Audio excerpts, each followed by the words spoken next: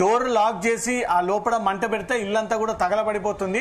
ఇది ఇంట్లో తగలబడి అమ్మాయి చనిపోయింది అనే ఒక చిత్రీకరించేటువంటి ప్రయత్నం చేశారు బాలుడు అంటూ కూడా ఈ కోణం వెలుగులోకి వచ్చింది. ఎందుకంటే హత్య చేశాము అంటే ఎవరు హత్య చేశారు అని పోలీసులు దీనిపైన ఇన్వెస్టిగేషన్ చేసేటువంటి అవకాశం ఉంటుంది.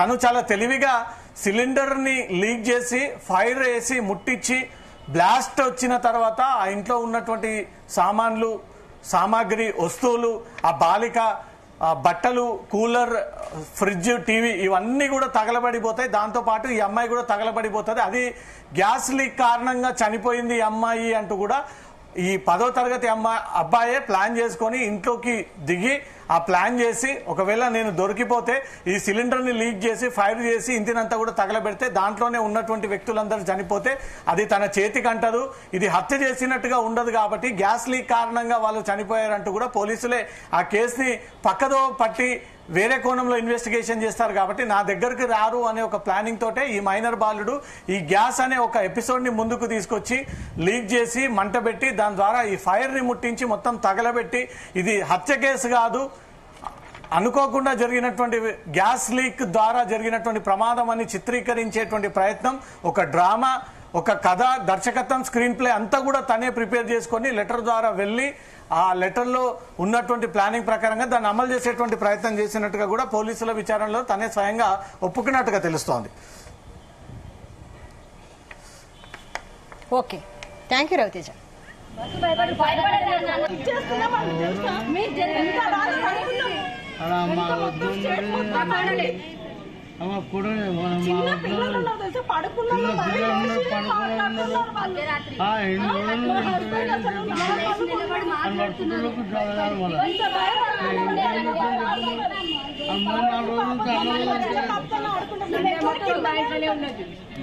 అన్నమయ్య 3-4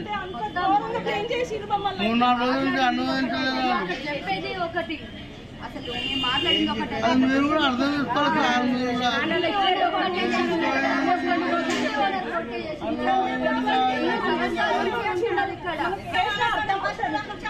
వద్దమ్మా, ఇవన్నీ వద్దమ్మా. ఈ రోజు ఎప్పుడు గాంధీ ఇప్పుడు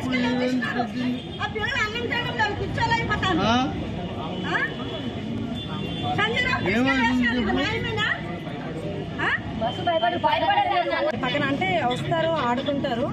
ఇలా ఒక్కొక్కసారి పైకి కూడా మా పైకి వస్తే నేను బెదిరించానండి, మీరు వెళ్ళొద్దు పైకి అని తిట్టాను నా పిల్లోని.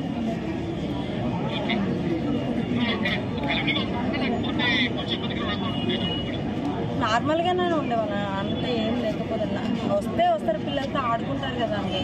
అట్లనే వెళ్తుంటే బెదిరించేదాన్ని నేను, ఎవరు వెళ్ళొద్దండి పైకి అని బెదిరించాలి. ఎవరినైనా ఆ పిల్లగానే అనే కాదు, ఎవరినైనా